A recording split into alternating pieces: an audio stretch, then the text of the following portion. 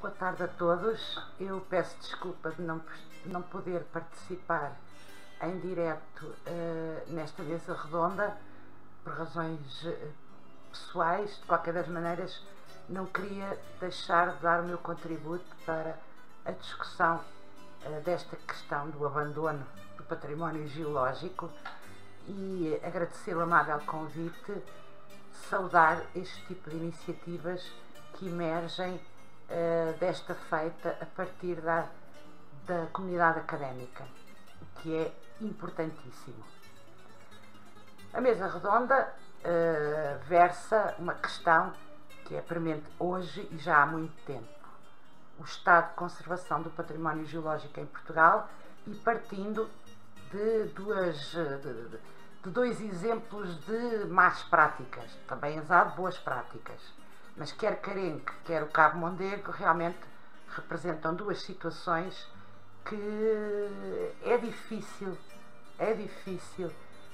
não nos indignarmos. Mas o que é isto de património? Bom, o património ou herança, de acordo com a definição clássica, materializa-se num bem ou num conjunto de bens de natureza material ou imaterial e de reconhecido interesse, seja ele cultural, seja ele histórico, ambiental ou outros, e que é relevante para uma determinada região ou país. Há vários tipos de patrimónios. O arquitetónico talvez seja o mais fácil de entender, o arqueológico, o musical, o mineiro, mas também, e não menos importante, o património natural. E o que é que se entende por património natural? O património biológico e o património geológico.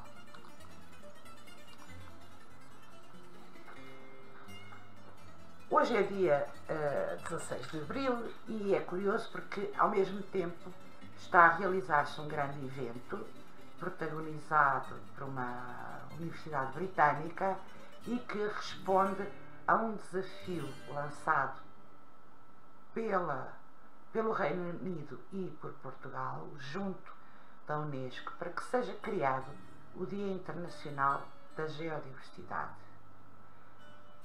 Esta iniciativa visa promover o envolvimento público e político com a geodiversidade da Terra.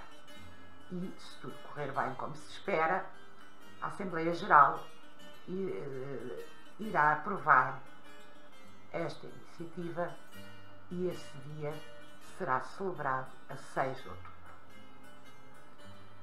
Ora bem, tal como eu vos disse, o património natural tem uma componente biótica e tem uma componente abiótica. O património geológico vai corresponder a uma fração da geodiversidade que existe na Terra, uma fração especial, que é aquela fração que tem valor científico. A geodiversidade corresponde a locais, elementos, processos que ficam registados na Terra e que contribuem para nós compreendermos a sua história e a sua dinâmica.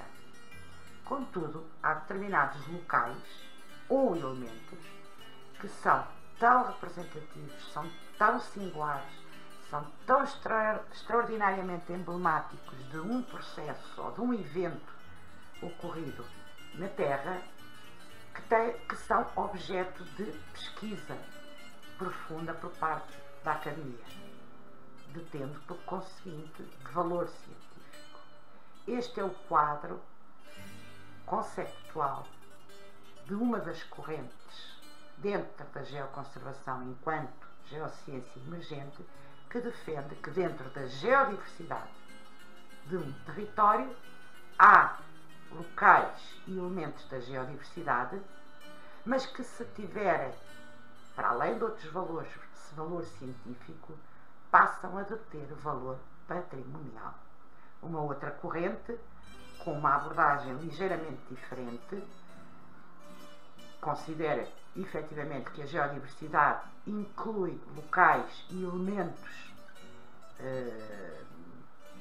que traduzem história ou fenómenos inerentes à Terra e que alguns deles possuem conteúdo patrimonial. E esses elementos e esses geossítios, tal como os elementos da geodiversidade e os elementos do património geológico na abordagem anterior, carecem de proteção. Necessitam de serem preservados e mantidos para as gerações vindouras.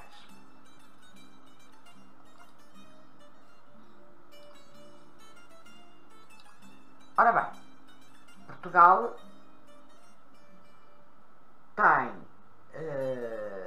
uma parcela importante do seu território com instrumentos de proteção que visam a manutenção da sua integridade. Esses locais incluem ou integram a Rede Nacional de Áreas Protegidas e que incluem várias figuras, desde Parque Nacional, Parque Natural, Reservas Naturais, Paisagens Protegidas, quer sejam de valor nacional ou de valor regional, quer sejam públicas, quer sejam privadas, com um grande enfoque na preservação da natureza, mas, sobretudo, na sua componente biótica. Na verdade, quando olhamos para a legislação, o único mecanismo que nós temos para promover a conservação do património geológico é recorrendo à figura de monumento natural.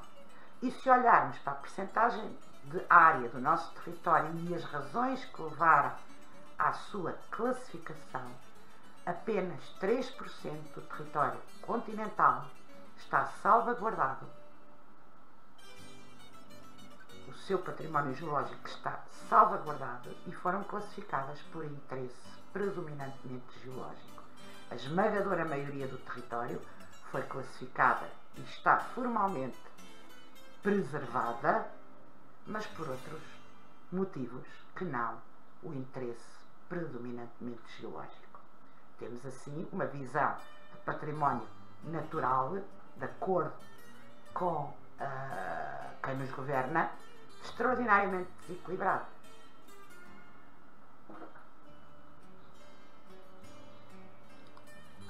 O que revela uma certa falta de percepção pública do que é a geodiversidade e do que é o património geológico.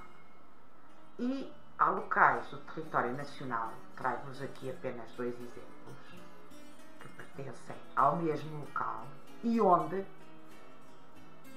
foram estabelecidos 2 referenciais de tempo geológico pela comunidade científica e que são os estratotipos de limite. Locais únicos na Terra que traduzem materialmente um determinado intervalo de tempo, com base nas suas propriedades, sejam elas paleontológicas, paleomagnéticas, estratigráficas, etc. O primeiro estratotipo de limite, ou Global Stratotype Section Endpoint, do Jurássico, foi estabelecido em 1996, justamente no Cabo Mondego. Quando olhamos para o registro estratigráfico do Cabo Mondego, verificamos que ao longo da costa do flanco ocidental da Serra da Boa Viagem aflora em continuidade e fossilífero um conjunto vasto de camadas calcomargosas, extraordinariamente ricas em fósseis e em fósseis índice da história da Terra, em continuidade e acessíveis. Isto é raro. Nós temos uma porção importante do Jurássico Médio, veja-se os andares Alniano, Bajociano, Batoniano e Caloviano, um registro com sedimentos de natureza marinha, fossilífero e com fósseis índice, em continuidade. É de tal maneira rico este registro que não só o estratotipo de limite do Baixo Oceano foi estabelecido no Cabo Mondego, como também o estratotipo auxiliar do Batoniano foi mais tarde estabelecido nas rochas do Cabo Mondego. Isto é uma coisa absolutamente extraordinária. Um local com um estratotipo de limite e um estratotipo auxiliar carece, até para ser consagrado como tal, carece de responsabilidade das autoridades locais para a manutenção da sua continuidade e integridade, naturalmente. Porque, vamos ver então o que é que se entende por um estratotipo assim, de maneira mais simples. A história da Terra, tal como vocês podem ver aí no canto superior direito, é uma história vasta e os diferentes períodos, os diferentes momentos da história da Terra podem ser reconhecidos através, por exemplo, do registro fóssil. O registro fóssil e outro tipo de registros geológicos permitem calendarizar eventos e processos ao longo da vasta história da Terra. Essa calendarização está em permanente calibragem. Contudo, e essa calendarização faz parte da tabela cronoestratigráfica internacional, que é, digamos que é um calendário da história da Terra validado por consenso entre a comunidade científica da especialidade e que tem vindo a definir locais na Terra que representam cada um dos limites do tempo geológico.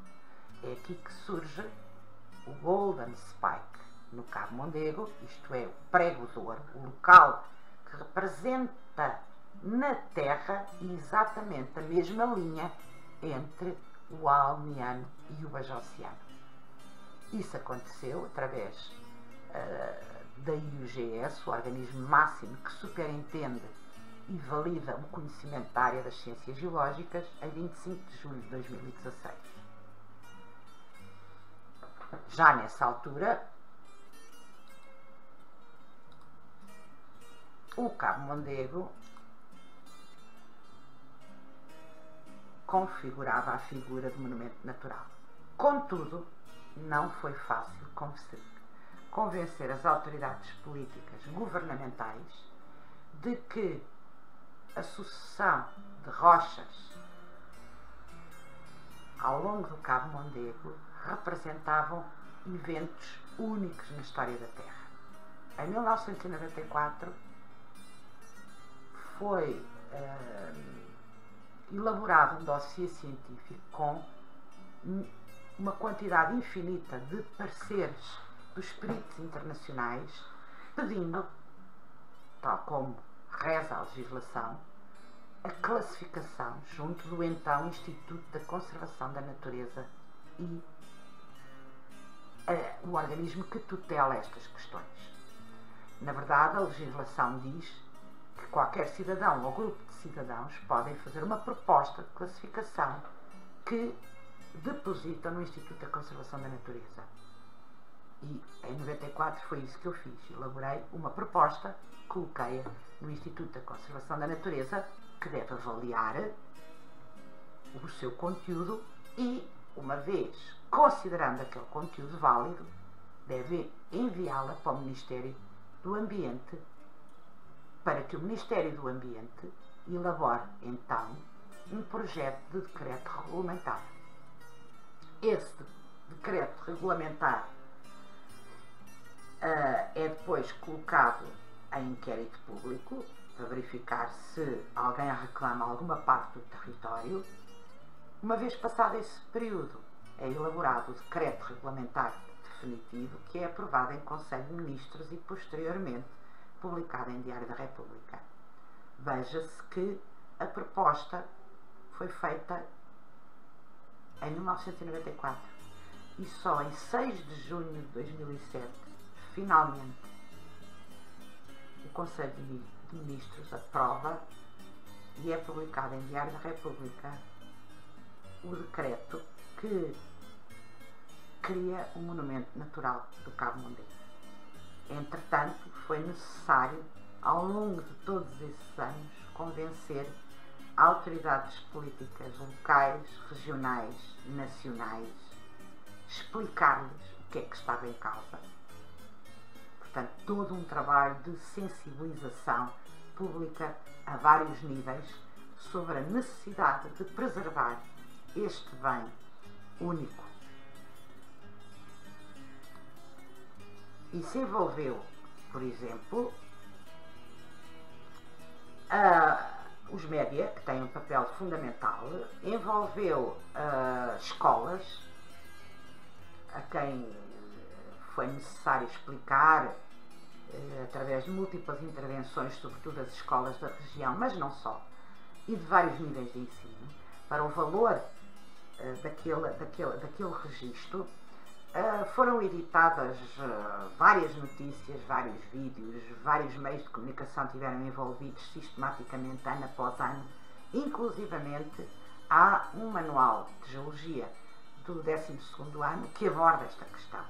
Em paralelo, também foram envolvidos, no âmbito de presidências abertas, 2 presidentes da República, para colocarem na agenda política esta necessidade imperiosa de salvaguardar este registro geológico singular. Em 94 foi a presidência aberta do Dr. Mário Soares, em 2003 a presidência aberta do Dr. Jorge Sampaio. Dir-se-ia que a questão, depois da classificação, estaria resolvida. Na verdade, o Instituto da Conservação da Natureza tem por missão propor a classificação do património geológico, mas também de assegurar a execução das políticas de conservação da natureza que promovam o desenvolvimento sustentável desses territórios, assegurar a prevenção de riscos e valorizar esses espaços.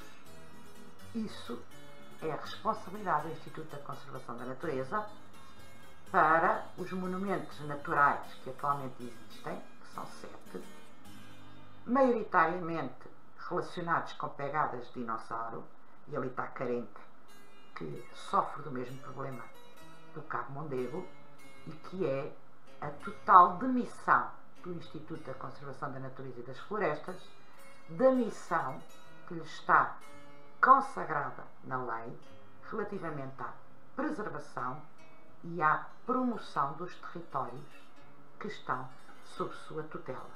Isto é, e se olharmos qual é o estado atual do Cabo Mondego, bom, só há uma palavra: abandono. Degradado e abandonado. A questão é complexa.